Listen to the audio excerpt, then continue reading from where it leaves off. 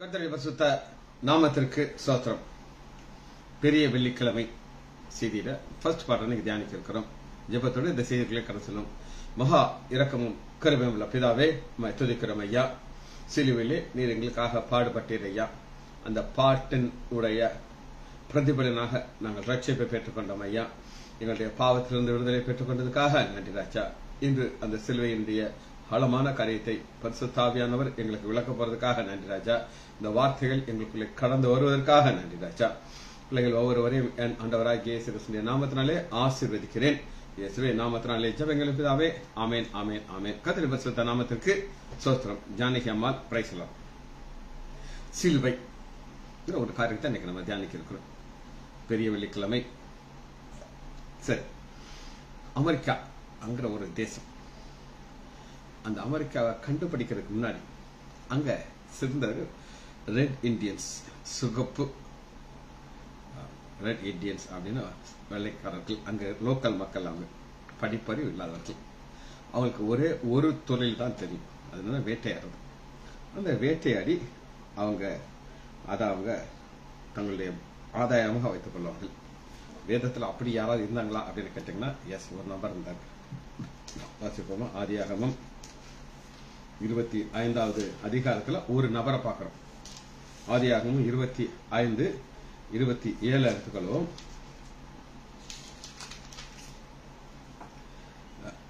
ரெண்டு பிள்ளைகள்.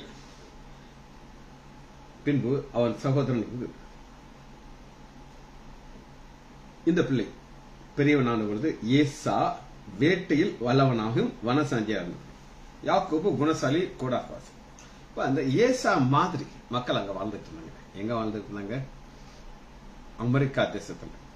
அமெரிக்கா தேசத்தை இன்னும் கண்டுபிடிக்காத ஒரு நிலைமை. அந்த இடத்துல சில தலைமுறையாக வாழ்ந்தது செவிந்தியர்கள், ரெட் இண்டியன்ஸ் சொல்லுவாங்க. இவங்க யாருன்னா வேட்டை செஞ்சார், வேட்டையாடுறதா அவங்களுடைய ஒரே தொழில். அவங்க கழுத்துல ஒரு கல் ஒண்ணு மாட்டி தொங்கிருப்பாங்க. இந்த கல்லு எதற்காக மாட்டிருப்பாங்க அப்படின்னு கேட்டீங்கன்னா, அவங்க அந்த ஈட்டி வச்சிருப்பாங்க குத்துறதுக்கு. ரெண்டாவது, அந்த மிருகம் பிடிபட்டதுக்கு அப்புறம் ஒரு கத்தியை வச்சு அதை கட் பண்ணுவாங்க. கட் பண்ணி பீஸ் போட்டு அதற்கு ஒரு கத்தி வச்சிருப்பாங்க. ஸோ ரெண்டு மெயின் இன்ஸ்ட்ருமெண்ட் அவங்க கையில இருக்கும். ஈட்டி ரொம்ப முக்கியமானது. ஏன்னா அந்த ஈட்டி எவ்வளவு ஷார்ப்பா இருக்கோ, அது உள்ள போச்சுன்னா இமிடியேட்டா இருந்துச்சு அந்த மிருகம் செத்து போயிடும். ஸோ இந்த கழுத்துல இருக்கிற ஒரு கல்லை வச்சு அந்த ஈட்டியை ஷார்பன் பண்ணுவாங்க. அந்த அறுக்கிற கத்தியும் நல்லா ஷார்பன் பண்ணுவாங்க. ஸோ எல்லா வாலிபருடைய கழுத்துலையும் ஒரு பெரிய ஒரு கல் தொங்கிக்கிட்டு இருக்கும். இப்ப பிரிட்டிஷர்ஸ், இங்கிலாந்து சேர்ந்தவர்கள் என்ன செய்யறாங்கன்னா, அந்த தேசத்துக்குள்ள அமெரிக்காக்குள்ள போகிறாங்க. போய் அந்த தேசத்து மக்களோட பாக்குறாங்க. பார்த்தா எல்லா வாலிப பையர்களும் கழுத்துல ஒரு கல்லை தொங்க விட்டுருக்காங்க. இது என்ன கல் அப்படின்னு போய் பார்த்தோன்னா, அத்தனை டைமண்ட்ஸ். முட்டுக்கொண்டு டைமண்டுக்கு அநேக விலை இருக்கும். ஆனா இவ்வளவு கல்லை கழுத்துல தொங்க விட்டுக்கிட்டு ஸ்டைலா அதனுடைய மதிப்பு தெரியாம சுத்திட்டு கிடக்குறாங்க. ஸோ இந்த பிரிட்டிஷர்ஸ் ரொம்ப படிச்சவங்க.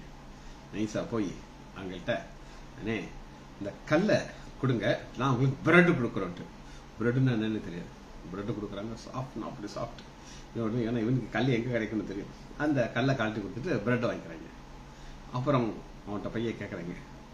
பையன் அவங்களுக்கு குடிப்பழக்கத்துக்குள்ள கொண்டாடுறாங்க. பெரிய பெரிய லிக்கர் பாட்டில் கொடுக்குறாங்க. அவங்க அதை குடிச்சுக்கிட்டு டான்ஸ் ஆடிட்டு ஒரே சந்தோஷம்.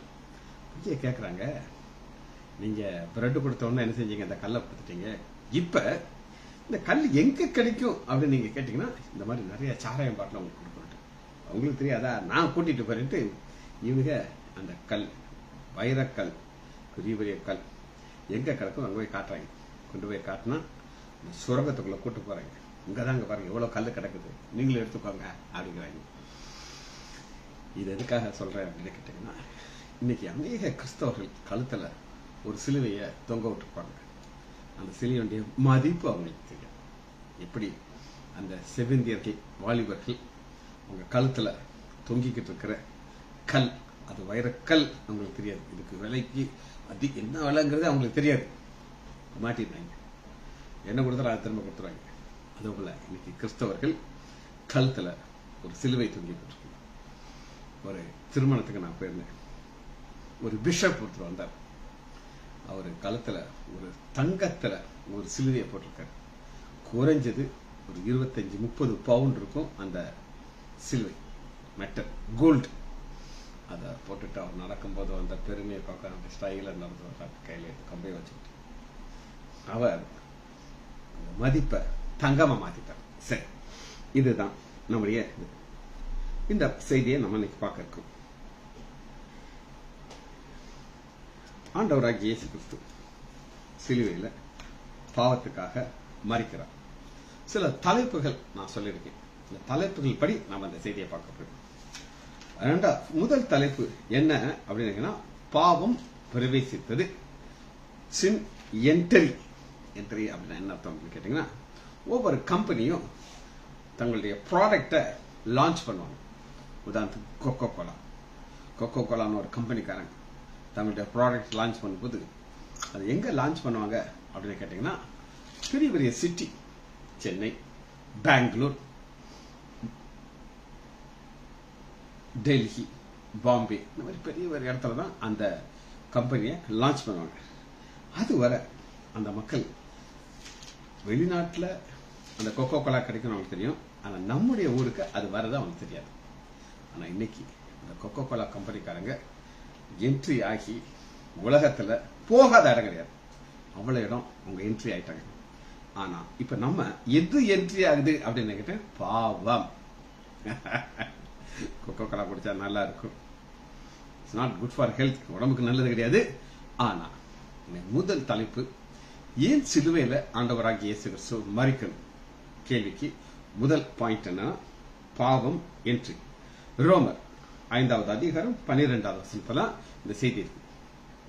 முதல் குறிப்பு, இப்படியாக ஒரே மனுஷனாலே பாவமும் பாவத்தினாலே மரணமும் உலகத்தில் பிரவேசித்ததால் என்ட்ரி. சொல்ல கரெக்டாக்க, ஒரே மனுஷனாலே, ஆதாம் ஒரே மனுஷன் தாங்க. அவன் மூலமாக 2 காரியம் உலகத்துக்குள்ள வந்துருச்சு. என்ன வந்துச்சு அப்படின்னா, பாவமும் பாவத்தினாலே மரணமும் உலகத்தில் பிரவேசித்தது போல எல்லா மனுஷரும் பாவம் செய்ததுனாலே மரணம் எல்லாருக்கும் வந்தது. மரணம் எல்லாருக்கும் வந்தது. இதான் நம்ம இன்னைக்கு பார்க்க இருக்கோம். இது எப்படி வந்துச்சு இதுங்கிற நம்ம இன்னைக்கு பார்க்க இருக்கோம். ஒரே மனுஷனால. ஆண்டோடைய திட்டம், காட்ஸ் பிளான் என்ன அப்படின்னு கேட்டீங்கன்னா, ஆதியாகமம் 3வது அதிகாரம் தான் காட்ஸ் பிளான். மரணம் இந்த உலகத்துக்குள்ள பிரவேசிக்கிறது ஆண்டோடைய பிளானே கிடையாதுங்க. 3வது அதிகாரம் 22வது வசனம். இந்த வசனத்தை வாசிக்கிறதுக்கு முன்னாடி அந்த வசனத்துடைய பேக்ரவுண்ட நான் சொல்லுவேன். தேவன் ஆதாம உண்டாக்குறார், ரைட்? உண்டாக்கி ஒரே ஒரு கட்டளை தான் கொடுத்தார். 100 கட்டளை கிடையாது, ஒன்னே ஒண்ணு.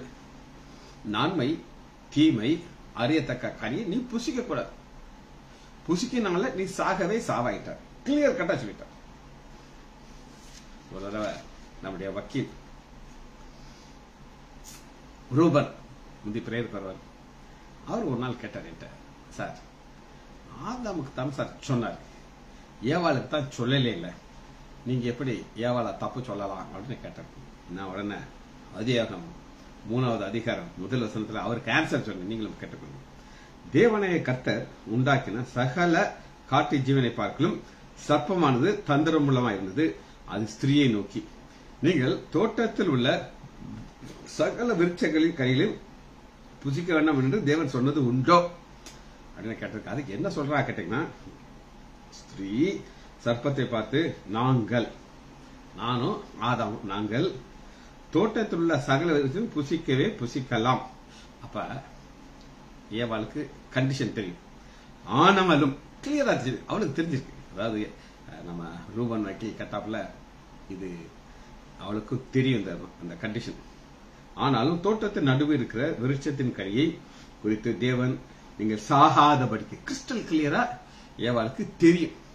சோ பாவம் பிரவேசித்ததுன்னா இவர்கள் 2 பேர் தான். அதை புசிக்கவும் அதை தொடவும் வேண்டாம் என்று எனக்கு என்று சொன்னார் என்றார். சொன்னார், கிறிஸ்டல் கிளியர். தெரியாது, சொல்ல முடியாது. இப்ப எந்த ஒரு காரியமா இருந்தாலும் அது உங்களுக்கு தெரியணும், ரைட்? இப்ப அந்த பாவம் பிரவேசித்தது, மரணம் பிரவேசித்தது.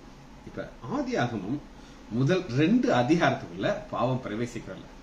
முதல் அதிகாரத்துல ஆண்டவர் சிருஷ்டிப்பை பண்ணி முடிச்சுட்டு நல்லது நல்லது நல்லதுன்றார். ரெண்டாவது அதிகாரத்துல ஆதாம் ஏவாளை சிருஷ்டித்துட்டு ரொம்ப அவருக்கு சந்தோஷம். அவர் வந்துருவார். எதுக்கு வருவார் அப்படின்னு கேட்டீங்கன்னா, ஆதாம் என்ன ஒரு அறிவு அப்படின்னு கேட்டீங்கன்னா பாருங்க, 19வது வசனம், தேவனாய கர்த்தர் வெளியிலே சகல மிருகங்களையும் ஆதாம் எந்தெந்த ஜீவனுக்கு என்னென்ன பேர் கொடுக்கிறாரோ அதான் பேரிடுறான். பேர் கொடுக்கறதுல என்ன அப்படின்னு நான் உங்களுக்கு சொல்றேன். சின்ன ஒரு ரகசியம் இருக்குது. இப்ப 2 பேரை உங்களுக்கு நான் சொல்ல போகிறேன். மிருகங்களுடைய பெயர், ஊருடைய பேர். சரியா? ஊர் பெயர் யார் கொடுத்தா? ஒரு மனிதன் கொடுத்தான். சென்னை முந்தி மெட்ராஸ். ஒரு முறை எங்க வீட்டுல ஒரு கப்பல், புதுசா கல்யாணம் ஆகி அந்த கப்பல் வந்திருக்காங்க. அந்த பொண்ணு பையனுக்கும் நாங்க சாப்பாடு கொடுத்து விருந்து கொடுத்தோம். சாப்பிட்டுட்டு இருக்கும்போது என் மனைவி கேட்டா, ஏமா நீங்க எந்த ஊருமா அப்படின்ட்டு. அந்த பொண்ணு சொன்னா சென்னை அப்படின்ட்டு. மெட்ராஸா அப்படிங்கிறா. அவருக்கு என்னன்னா, இந்த அம்மாக்கு சென்னைங்கிறதுனா புரிய மாட்டேங்குது, மெட்ராஸ்னா புரியுது. மெட்ராஸ் மக்கள் மறந்துட்டாங்க. இப்ப மெட்ராஸ் மாறிடுச்சு. பெங்களூர் மாறி பெங்களூரு மாறிடுச்சு. பாம்பே மும்பையா மாறிடுச்சு. ஆனா ஆதாம் எந்தெந்த மிருகத்திற்கு பேர் பட்டணும், அன்னையில இருந்து இன்னைக்கு வரை பேரை மாற்ற முடியாது. அந்த அளவுக்கு ஒரு ஜீனியஸான ஒரு பர்சன் தான் ஆதாம். சரி, அப்ப ஆதாம் பேர் கொடுத்த அப்ப 2 அதிகாரத்தை இதுக்குள்ள இருக்கு. இந்த 2 அதிகாரத்துக்கு அப்புறம் வெளிப்படுத்துதல் 21, 22 இந்த 2 அதிகாரத்தை நீங்க எடுத்து பாத்தீங்கன்னா, வெளிப்படுத்துதல் 21, 22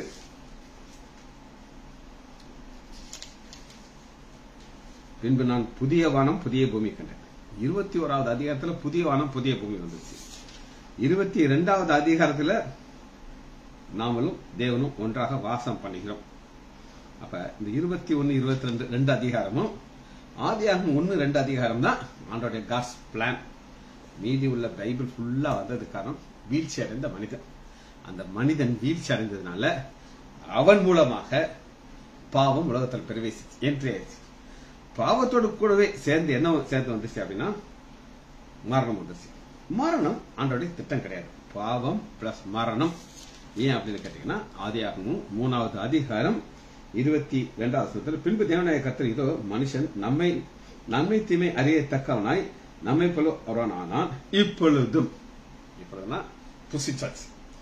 புசிச்சிட்டு இவன் ஒரு பாவியா மாறிட்டான். இப்பொழுதும் தன் கையை நீட்டி ஜீவ வெளிச்சத்தின் கனியை பறித்து புசித்து என்றென்றைக்கு உயிரோடு இருக்காது.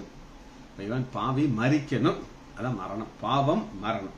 இவன் மட்டும் செய்யலைன்னா இந்த நித்திய ஜீவனை ஆண்டவர் அன்னைக்கு கொடுத்தார். என்றென்றைக்கும் உயிரோடு வாழுகிற ஒரு தன்மை கொடுத்தார். பாருங்க 23 அவன் எடுக்கப்பட்ட மண்ணை பண்படுத்த தேவன் கர்த்தர் அவனை ஏதேன் தோட்டத்துக்கு அனுப்பிவிட்டார். அடுத்து அவனை துரத்திட்டார். அங்க என்ன வைக்கிறான்னா, ஏதேன் தோட்டத்தையும் கிழக்கே சுடரொளி பட்டயத்தை வச்சுக்கிட்டு இருக்க. இனி திரும்ப வந்துடக்கூடாது உள்ள அப்படின்ட்டு. சரி, ஆண்டவருடைய பிளான், காட்ஸ் பிளான் 2 தான். இன்னைக்கு இந்த பிளானை யாராலையும் மாற்ற முடியாது. ஆண்டவராகிய இயேசு கிறிஸ்து இந்த பூமிக்கு வந்த நோக்கம் என்ன அப்படின்னு கேட்டீங்கன்னா, எடுத்துக்கொள்ளாம 1 யோவான் 3வது அதிகாரம் 8வது வசனம் 3:8 பிசாசுடைய கிரியைகளை அழிக்கும்படிக்கே தேவகுமாரன் வெளிப்பட்டார். தேவன் இயேசு கிறிஸ்து வெளிப்படணும். என்ன சொல்றாங்க? அவர் அதுக்கு முன்னாடி இருந்தார். பிதாவின் வடிவில் சொல்ல பிள்ளையா இருந்தார். இப்ப ஒரு மனிதனாக வெளிப்பட வேண்டும். இதற்காக வெளிப்படணும் அப்படின்னு கேட்டீங்கன்னா, பிசாசின்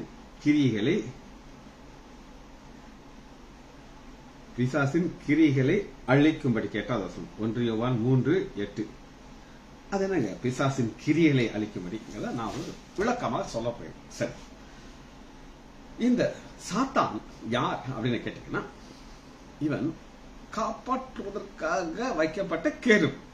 பர்வத்தில் வைக்கப்பட்டிருந்தான். கற்கள் மத்தியில் இருக்கான். இப்படிப்பட்டவன் பாவம் செய்தனால அவனை துரத்தி விட்டார். துரத்தி விட்டவன இங்க விழுந்து ஏதன் தட்ட போய் விழுந்துட்டான். இவன் என்ன ஆசை அப்படின்னா, இந்த மனுஷர்களா எங்க போகக்கூடாது, பரலோகத்துக்கு போகக்கூடாது. அதனால அவர்களை பாவம் செய்ய வைத்து நரகத்துல தூக்கி போடுறோம். இப்ப சில பசங்க இருப்பாங்க, அந்த பசங்க என்ன செய்வாங்க அப்படின்னு கேட்டீங்கன்னா, அவனுக்கு ஒழுங்கா இருக்க மாட்டாங்க. நல்லா இருக்கிற பசங்களை கெடுத்துக்கிட்டே இருப்பாங்க. கெடுத்து கெடுத்து கெடுத்து பாவம் செய்ய வச்சுருவாங்க. நடந்த சம்பவத்தை உங்களுக்கு நான் சொல்றேன். நாங்கள் குல்பர்கா மெடிக்கல் காலேஜில் படித்தோம். சின்ன பசங்க வந்து சேர்றாங்க எங்களை மாதிரி ஃப்ரெஷ். அவனுங்களை என்ன செய்வாங்கன்னா, சிகரெட் குடிக்க வைப்பாங்க, சாராயம் குடிக்க வைப்பாங்க, சீட்டு விளாட வைப்பாங்க. இந்த கெட்ட பழக்கத்தை கட்டாயப்படுத்தி செய்ய வைப்பாங்க. செய்ய வச்சு ஒரு சிலர்லாம் அதுக்கு போதைக்கு அடிமையாகி அவன் வாழ்க்கையை ஒன்றும் இல்லாமல் ஆயிரும். இவனுக்கு என்ன கிடைக்குது? அதான் இதுதான் சாத்தானுடைய கிரியை. இதை அழிக்கிறதுக்காக தான் ஆண்டவராக இயேசு கிறிஸ்து இந்த பூமிக்கு வருகிறார். ஸோ முதல் குறிப்பு, பாவம் என்ட்ரி ஆகுது. அந்த பாவத்தை எப்படி அழிக்கிறதுனா குமாரன் மூலமா அழிக்குது. சரி, ரெண்டாவது குறிப்பு உங்களுக்கு நான் சொல்றேன். அவிசுவாசத்தினாலே வந்த பாவம். அவிசுவாசம் அப்படின்னா, விசுவாசத்திலிருந்து நம்மளை மாத்திரம் அவிசுவாசம். விசுவாசம் என்ன சொல்லுது அப்படின்னு நீங்க கேட்டீங்கன்னா, ஆதியாகமம் 2வது அதிகாரம் 16வது வசனம். தேவனாய கர்த்தர் மனுஷனை நோக்கி, நீ தோட்டத்தில் உள்ள சகல விருட்சத்தின் கனி புசிக்கவே புசிக்கலாம். புசிக்கலாமா? எஸ், அலோட், சந்தேகம் இல்லை. ஆனாலும் அப்ப விசுவாசம் எப்படி மாறும்னா, ஆனாலும் நன்மை தீமை அறியத்தக்கதை நீ புசிக்க வேண்டும். புசிக்கும் நாளிலே சாகவே சாவா என்று கல்விட்டார். விசுவாசம் இதான் விசுவாசம். ஆனா அவிசுவாசம் என்ன செஞ்சிருச்சு? ஏவாளை ஏமாத்திருச்சு. சரி, சின்ன கதை சொல்றேன். ஒரு சபையில ஒரு அக்கா எப்பவுமே ஏவாளை திட்டிக்கிட்டே இருப்பா. திட்டு திட்டு திட்டு திட்டுவா. எல்லாரும் முன்னாடி திட்டுவா. பாஸ்டர் போய் திட்டுவா. பாஸ்டர், இந்த ஏவாளுக்கு மட்டும் கொஞ்சம் அறிவு இருந்தா, யாருக்கு அறிவு இருந்தா நாங்கெல்லாம் வழியோடு பிள்ளை பெற வேண்டியதில்லை, எவ்வளவு நல்லா இருந்திருக்கும். அவளுக்கு ஏன் பாஸ்டர் அப்படி மண்டையில அறிவு இல்லாம போச்சுட்டு திட்டு திட்டுன்னு அந்த பாஸ்டர் திட்டிகிட்டே இருப்பான். ஒரு நாள் இந்த பாஸ்டர், சரி இந்த அக்காக்கு ஒரு அறிவுரை செய்யணும், நீ இன்னும் பெரிய பிளான் பண்ணிட்ட. அது என்ன அப்படின்னு கேட்டீங்கன்னா, பாஸ்டர் ஒரு நாள் வர்றாரு வீட்டுக்கு. என்ன பாஸ்டர் ஒரு பெரிய பாக்ஸ் வச்சிருக்காரு, பெட்டி, இவ்வளவு பெரிய பெட்டி. அது நல்லா அந்த பேப்பர்லாம் போட்டு இந்த கயர்லாம் கட்டி வச்சிருக்கு. சொல்றாரு, நாளைக்கு நான் வெளியூர் போறேம்மா, பக்கத்து வீட்டில் நம்ம தெரிஞ்ச கல்யாணம் இருக்குல்ல, நீ உன் ஃப்ரெண்டு தானே, அந்த வீட்டில் இந்த கிஃப்டை கொடுத்துருங்க.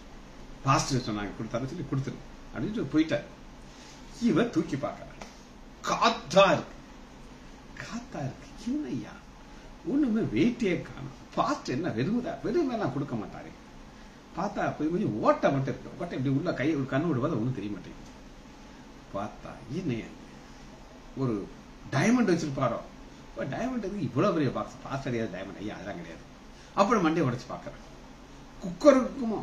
குக்கர் எவ்வளவு வெயிட்டா இருக்கு இவ்வளவு பெரிய பாக்ஸ்ல? அதுவும் கிடையாது. யோசிச்சா சரி திறந்து பார்த்தோம்ட்டு பறன தவதான் திறந்தா உள்ள பட்டர்ஃபிளை அப்படியே பறந்து வெளியில போகுது. இதை பிடிக்க முடியுமா? பிடிக்க முடியாது. அடுத்த நாள் பாஸ்டர் வந்து சொல்றான், பாஸ்டர் என்னை நீங்க மன்னித்துக் கொள்ளணும். என்னம்மா எதுக்கம்மா உன்னைய மன்னிக்கணும்? நான் திட்டிக்கிட்டே இருப்பேன். ஆதாம் ஏவாள் பாவம் செஞ்சா, ஏவா இப்ப நான் பாவம் செஞ்சுட்டேன், நான் திறக்க கூடாது, நான் திறந்துட்டேன். பாஸ்டர் சொன்னாரு, இது உனக்காகத்தான் இதை நான் செய்தேன் அப்படின்னாரு. சரி, அப்ப ஆண்டவர் என்ன சொன்னா, அவிசுவாசத்தினாலே வருகிற பாவம். 3வது அதிகாரம் 5வது வசனத்தை நான் அப்ப சாத்தான் என்ன செய்வான்னா தவறா போதிக்கிறான். இதுதான் விசுவாசத்திலிருந்து அவிசுவாசம். இதை நீங்கள் புசிக்கும் நாளிலே உங்கள் கண்கள் திறக்கப்படும் என்றும். கண்கள் திறக்கப்படலாம் என்ன அப்படின்னு நான் சொல்றேன். இப்ப சாத்தான் என்ன சொல்றான் அப்படின்னா, நீங்க பெரியாளியா, பெரியாள், ஆனா அது உங்களுக்கு தெரியாதபடி ஆண்டவங்க கண்ணில் மூடி வச்சிருக்க. நீ யார் தெரியுமா? நீ அப்படி ஒரு ஆள் இப்படி ஒரு ஆள் சொல்லி பம்ப் அடிச்சு ஏத்துக்கிட்டே இருக்கிறான்.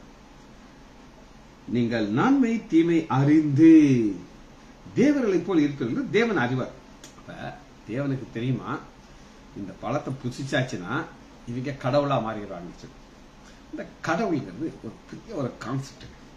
பல வருஷத்துக்கு முன்னாடி ஒரு குட்டி சாமியார் அப்படின்னு ஒரு பையன் இருந்தான். உங்களுக்கு தெரியுமான்னு தெரியல. அந்த பையனை வச்சுக்கிட்டு கடவுள்னு சொல்லிட்டு பண்ண கூத்த பார்த்தா அநியாயமா இருந்துச்சு. அவன் காலை கழுவாங்க ஒரு பேசன் வச்சு, அந்த தண்ணியை குடிப்பாங்க. ஏன்னா அவன் கடவுளான். இதெல்லாம் அநியாயம் பண்ணிட்டு கிடந்தாங்க. ஆனா கடவுள்ங்கிறது ஒருத்தர் தான். சிலர் என்கிட்ட வந்து சொல்லுவாங்க, சார் நீங்க தான் சார் கடவுள் அப்படின்னு சொல்லி. நான் சொல்லுவேன், நான் கடவுள் இல்லப்பா. கடவுளுக்கு டெபினிஷன் இருக்கு. என்ன டெபினிஷன் உங்களுக்கு தெரியுமா? நான் சொல்றேன். கடவுள்னா யார் அப்படின்னா ஒரு கிரியேட்டர். நான் அந்த பேஷண்ட் சொல்லுவேன், யா கடவுள்னா இந்த வானத்தையும் பூமியும் உண்டு பண்ணிருக்கேன். நான் உண்டு பண்ணினேன்னா நான் இல்லை, நான் கடவுள் கிடையாது. ரெண்டாவது, கடவுளுக்கு ஒரு டெபினிஷன் இருக்கு. அது என்ன அப்படின்னு கேட்டீங்கன்னா, கடவுள் என்னுடைய பாவங்களை மன்னிக்கணும், என்னுடைய மரணத்துக்கு அப்புறம் ஒரு நித்திய ஜீவனை எனக்கு கொடுக்கணும். ஏன்னா இந்த உலகத்தை நான் வாழும் பொழுது கொஞ்ச நாள்ல என்னுடைய ஆயுசு முடிஞ்சிடும். என் ஆயுசு முடிஞ்சதுக்கு அப்புறம் எனக்கு ஒரு இடத்தை கொடுக்கணும். அது என் ஆண்டவர் ஆகிய இயேசு கிறிஸ்து செய்து கொடுத்தார் அப்படின்னு சொல்லி அந்த கடவுளுங்கிற டெபினிஷனை இயேசு மூலமாக மனுஷன் அவங்களுக்கு சுவிசேஷமா சொல்லிடுது. இங்க என்ன அவிசுவாசத்தினால் வருகிற பாவம் அப்படின்னு கேட்டீங்கன்னா, சாகவே சாவீர்கள் அப்படிங்கிறாரு. அந்த சாகவே சாகிற இது வந்து என்னதுன்னா ஒரு கனி. இந்த கனி எங்க தொங்கிட்டு இருக்குன்னா மரத்திலிருந்து வருகிற கனி. ஆனா நம்முடைய ஆண்டவராகிய இயேசு கிறிஸ்து ஒரு கனியாக வந்தார். அது என்ன கனி உங்களுக்கு காட்டட்டா? லூக்கா 1வது அதிகாரம்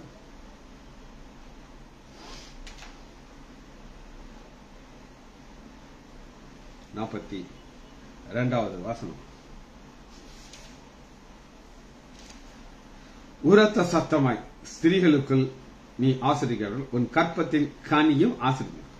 இப்ப அந்த கர்ப்பத்தின் கனி என்ன பார்க்க போறோம். இப்ப அவிசுவாசம் வந்தது ஒரு கனினால வந்துச்சு.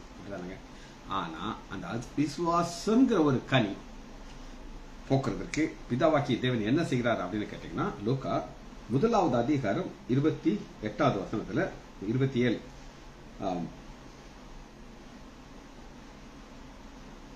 தாவீதின் வம்சத்தானாகிய யோசேப்பு என்கிற நாமமுள்ள புருஷன் நியமிக்கப்பட்ட ஒரு கன்னியினிடத்திலே தேவன். கன்னி, அந்த கன்னியின் பேர் மரியாதை. இப்ப இந்த கர்ப்பத்தின் கனி எங்க இருந்து வரணும் அப்படின்னு கேட்டீங்கன்னா, ஒரு கன்னியுடைய கர்ப்பத்துல தான் வரணும். இது ஸ்பெஷல் கனி. எல்லாமே ஸ்பெஷலா இருக்கும். ஏன் ஸ்பெஷலா இருக்கும்னா, இந்த கனி தான் மரத்துல தொங்கின கனிய காம்பன்சேட் பண்ணும். இந்த கனிட்ட என்னன்னு பார்ப்போம். 28 அவள் இருந்த வீட்டிலே தேவதூதன் பிரவேசித்து, கிருபை பெற்றவளே வாழ்க, கர்த்தர் உன்னோடு இருக்கிறார், ஸ்திரீகளுக்குள் நீ ஆசீர்வதிக்கப்பட்டவள். எத்தனை இந்த கனியை தாங்குற கர்ப்பத்திற்கு என்னெல்லாம் ஆசீர்வாதம். இப்ப ஒரு உதாரணம் நான் சொல்றேன். ஒரு டைமண்ட் மோதிரத்தை நீங்க வாங்க கடைக்கு போய் வாங்கிட்டீங்கன்னா அவன் என்ன செய்வான் அப்படின்னு கேட்டீங்கன்னா, அழகான பாக்ஸ்ல வச்சிருப்பான். இந்த பாக்ஸ் கருப்பு கலர்ல இருக்கும், இல்ல டார்க் ப்ளூல இருக்கும். வெல்வெட்னால அப்படியே கவர் பண்ணிருப்பாங்க. கவர் பண்ணி அதுக்குள்ள அந்த டைமண்ட் நீங்க திறந்தீங்கன்னா அப்படியே பக்கமான ஏறும். ஆனா அந்த பாக்ஸுக்கும் வேல்யூ. நீங்க பக்காடா வாங்குறதுக்கு இல்ல கடலை வாங்குறதுக்கு கடைக்கு போறீங்கன்னா ஒரு பேப்பர் எடுப்பான், பக்காடா உள்ள வச்சு சுத்தி கொடுத்துரும். அதுக்கு அவ்வளவுதான் வேல்யூ. ஆனா இந்த கர்ப்பத்தின் கனியை தாங்குற கர்ப்பத்திற்கு என்னெல்லாம் ஆசீர்வாதம் அதான் பார்க்க போறோம். ஏன்னா அது ஒரு ஸ்பெஷல் ஆசீர்வாதம். கிருபை பெற்றவளே வாழ்க, கிருபை பெற்றவள், கர்த்தர் உன்னோட இருக்கிறார். என்ன ஒரு ஆசீர்வாதம். கர்த்தர் யாரோட இருக்கிறாங்க? அந்த கனியை தாங்குற கர்ப்பத்தோடு இருக்கிறாங்க. ஸ்திரீகளுக்குள் நீ ஆசீர்வதி, ஸ்திரீகளுக்குள் நீ ஆசீர்வதிக்கப்பட்டால் அப்படின்னா என்ன அர்த்தம் அப்படின்னு கேட்டீங்கன்னா, இந்த மரியாள்ங்கிற பெயர் கத்தோலிக்க மக்களுக்கு அத்தனை பேர் வச்சிருப்பாங்க. நம்ம மரியாள் அன்னைக்கு ஒரு நாள் என்கிட்ட சொல்றான், சார் என் மகளுக்கு நான் மரியாள் வைக்காதது ஒரே கவலையா இருக்கு, ஐயோ வச்சிருந்துருக்கணுமோ இப்ப தோணுது சார் அப்படிங்கிறான். அவ பேரு மரியாள். மகளுக்கு என்ன பேர் இருக்கணும்? மரியாள் இருக்கணும். அதனால கிருபை பெற்றவளே நீ ஆசீர்வதி. 29 அவளோ அதை கண்டு அவள் வார்த்தையினாலே கலங்கி. இந்த வாழ்த்துதல் எப்படிப்பட்டது? கலங்கி. வாழ்த்துதல் கலக்கமாக மாறுகிறது. ஏன் வாழ்த்துதல் கலக்கமாக மாறுதுன்னா, இந்த வாழ்த்துதல் எதை பற்றி சொல்லுதுன்னா, உன்னுடைய கர்ப்பத்திற்குள் ஒரு கனி வரப்போகுதுமா. அந்த கனி தான் உலகத்தில் உள்ள எல்லா பாவத்தையும் நியூட்ரலைஸ் பண்ண போகுது. அப்படிப்பட்ட ஒரு கர்ப்பத்தின் கனி உன்னுடைய கர்ப்ப இதுதான். அப்படின்னா என்ன அர்த்தம்னா, அதுக்கு நல்லா தெரியும் இந்த கர்ப்பம் எல்லாரும் ஒரு குற்றப்படுத்தக்கூடிய கர்ப்பம். ஏன்னா கணவன் மனைவியாக வாழ்றதுக்கு முன்னாடி என்ன செய்யணும்? அவ கர்ப்பதி ஆகிறான். தேவதூதன் அவளை நோக்கி, மரியாளே பயப்படாதே, நீ தேவனிடத்தில் பயப்படாதே. ஏன் பயப்படாதே அப்படின்னு சொல்றாங்கன்னா, அந்த காலத்தில் திருமணம் ஆகிறதுக்கு முன்னாடி ஒரு பெண் கர்ப்பமாக இருந்தா அவளை எல்லாருக்கும் முன்னாடி வெளியே கொண்டு வந்து கல்லை ஒட்டி எரிஞ்சு அவளை கொலை செய்யணும். இது யாருக்கும் தெரியும்? மத்தேயு 1வது அதிகாரம் 19 அவன் புருஷனாகி யோசேப்பு நீதிமானாயிருந்து, நீதிமானால அவர் என்ன செய்றாரு, யோசேப் நீதிமான இருந்தாலே அவளை அவமானப்படுத்த மனதில் அவமானப்படுத்த. ஏன் கற்பம் அவளுக்கு கலக்கம் வந்துச்சுன்னா இவள் அவமானப்படப்படுகிறார். இந்த அவமானம் கல்லை விட்டு எரிஞ்சு கொண்டுருவாங்க. ரகசியமாக அவளை தள்ளிவிட யோசனையா இருந்தான். சரி, லூக்கா 1வது அதிகாரம், பயப்படாதே, நீ தேவனிடத்திலே கிருபை பெற்றாய். ஏன் நீ தேவனிடத்திலே கிருபை பெற்றாய்னா, உன்னுடைய கற்பத்துக்குள்ள ஒரு கனி வரப்போது, இந்த கனிக்காக அநேகர் காத்துக்கிட்டு இருக்காங்க. இந்த யூத பெண்கள் எல்லாருக்கும் நல்லா தெரியும். என்ன தெரியும் அப்படின்னு நீங்க கேட்டீங்கன்னா, ஒரு பெண் கர்ப்பவதி ஆவா. எப்படி கர்ப்பவதி ஆவா அப்படின்னு கேட்டீங்கன்னா, கன்னியுடைய கர்ப்பத்துல தான் ஒரு குழந்தை வரும். இது எல்லா பெண்களுக்கும் நல்லா தெரியும். அதனால அந்த காலத்துல அநேக பெண்கள் திருமணமே செய்யாம வாழ்ந்துகிட்டு இருப்பாங்க.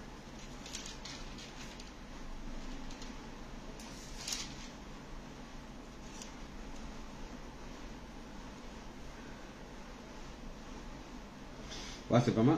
ஏசாயா 7வது அதிகாரம் 14வது வசனம்.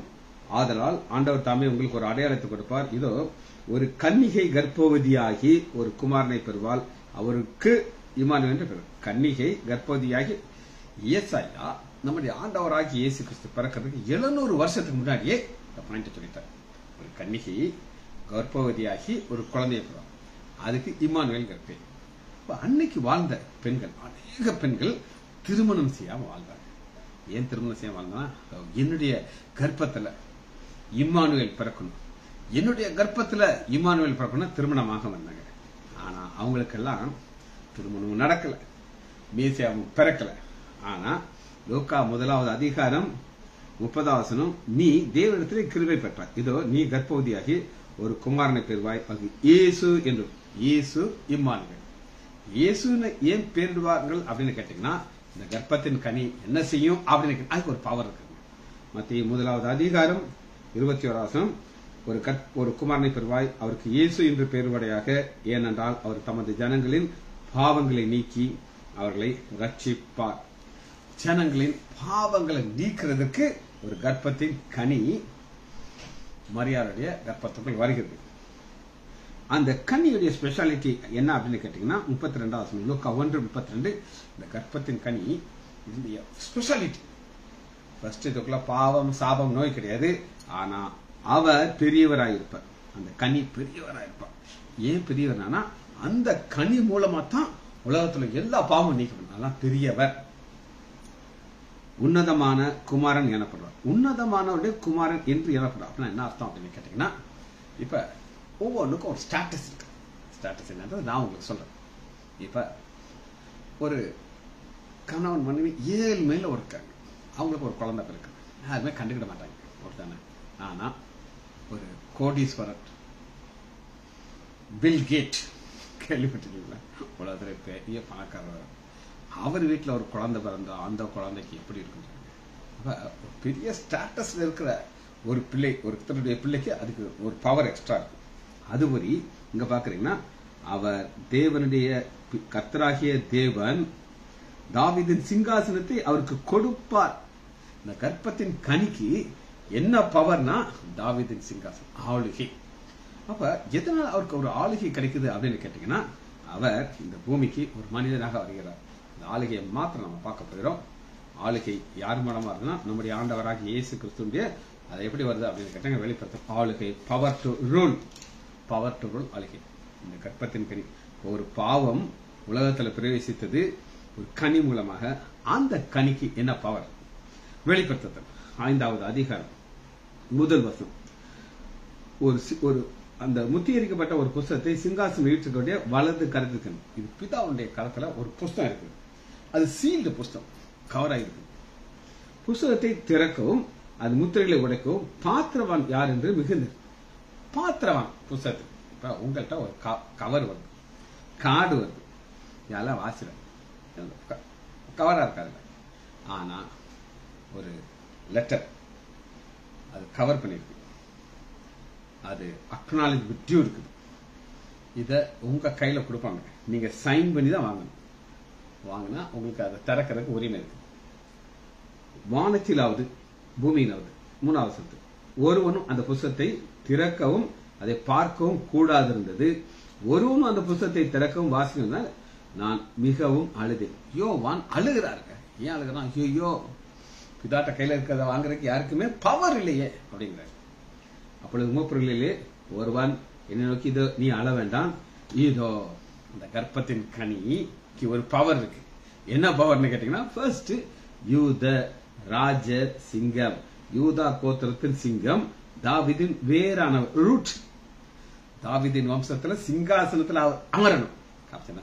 அந்த சிங்காசனத்துல அமரவர் யாருன்னா தாவீதின் வேறானவர். புஸ்தகத்தை திறக்கவும் அதில் 7 முத்திரைகளை முடைக்கவும் ஜெயம் கொண்டு இருக்கிறார். ஜெயம், அந்த ஜெயத்தை எப்படி கிடைச்சுன்னா அடுத்த வசனத்தை பார்ப்போம். அப்பொழுது இதோ அடிக்கப்பட்ட வண்ணமாயிருக்கிற ஒரு ஆட்டுக்குட்டி, அந்த ஆட்டுக்குட்டி ஆகிய நம்முடைய ஆண்டவராகிய இயேசு கிறிஸ்து அடிக்கப்பட்ட வண்ணமாயிருக்கிறார். அந்த அடிக்கப்பட்ட வண்ணமாயிருக்கிற ஆண்டவராகிய இயேசு கிறிஸ்து ஒரே ஒரு வசனத்தை வாசிட்டு நம்ம அந்த செய்தியை முடிக்க போகிறோம். அடிக்கப்பட்ட வண்ணமாய் இருக்கிற நம்முடைய ஆண்டவராகிய இயேசு கிறிஸ்து. 1 பேதுரு 1வது அதிகாரம் 19. குற்றமில்லாத மாசற்ற ஆட்டுக்குட்டியாண்டிய கிறிஸ்துவனுடைய விலையேற பெற்ற ரத்தத்தினாலே மீட்கப்பட்டீர்கள். விலையேற பெற்ற ரத்தம், விலையே கிடையாது. ஏன் அதற்கு விலையே கிடையாது? 20. அவர் உலக தோற்றத்திற்கு முன்னே குறிக்கப்பட்டவராய் இருந்து தமது மூலமாய் தேவன் மேல் விசுவாசமாயிருக்க உங்களுக்காக இந்த கடைசி நாள் வெளிப்பட்டார். உலகத்திற்கு முன்னாடியே அவர் பிளான் பண்ணிட்டார். என்ன பிளான் பண்ணிட்டார் அப்படின்னு கேட்டீங்கன்னா, ஒரு பாவம் உலகத்துக்குள் பிரவேசிக்கும். அது பிரவேசிக்கும் போது மரணத்தை கொண்டு வரும். அப்படி மரணத்தை கொண்டு வரும்பொழுது ஒரு அந்த பாவம் இதன் மூலமாக வருது அப்படின்னு கேட்டீங்கன்னா, ஒரு மரத்துல தொங்கிட்டு இருக்கிற கனி, அந்த கனிய வருகிற பாவத்தை மாத்திரத்துக்கு ஒரு கர்ப்பத்தின் கனியாகிய நம்முடைய ஆண்டவராகிய இயேசு கிறிஸ்து இந்த உலகத்துக்கு பிரவேசிக்கிறார். அவருக்கு பிரவேசிக்கும் பொழுது அவர் யாருன்னா யூத ராஜ சிங்கம். யூத ராஜ சிங்கத்திற்கு என்ன வல்லமை இருக்கு? பாவத்தை அழிக்கிற வல்லமை இருக்குது. ஏன்? அவருக்கு ஒரு சிங்காசனம் கொடுக்கப்பட்டிருக்கு. இவர் அதை ஜெயிச்சு அங்க போய் உட்காரணும். ஜெயிச்சு முடிப்போமா? மகா இரக்கமும் கிருபையும் உள்ள பிதாவே, நம்ம துதிக்கிறோம் ஐயா. நீ நல்லவர் ஐயா. சிலுவையிலே எங்கள் ஆண்டவராகிய இயேசு கிறிஸ்து தொங்கினதுடைய காரணத்தை நாங்கள் தியானிச்சுட்டு இருக்கோம் ஐயா. பெரிய வெள்ளிக்கிழமை செய்தி ஐயா, அதற்காக நன்றி. பிள்ளைகள் ஒவ்வொருவரையும் என் ஆண்டவராகிய இயேசு கிறிஸ்துவின் நாமத்தினாலே ஆசீர்வதிக்கிறேன். இயேசுவின் நாமத்தினாலே ஜெபங்கள் பிதாவே. ஆமென், ஆமென், ஆமென்.